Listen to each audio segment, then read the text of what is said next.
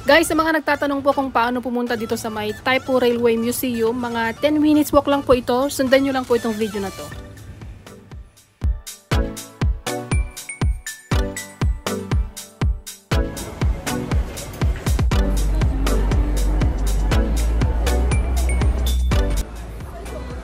Ayan, lalakad lang tayo dito banda guys. Baybayin lang natin itong lakaran na ito hanggang sa may pinakadulo.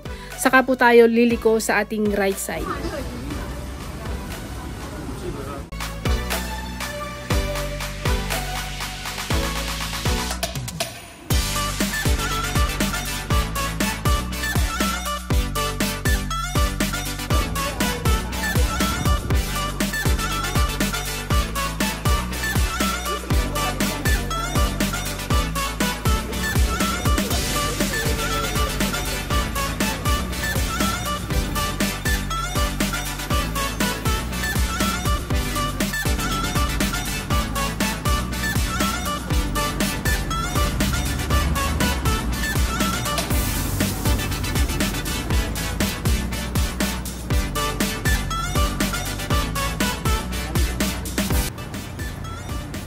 Pagkatawid nyo ng pedestrian guys, meron po kayo makikitang potion house.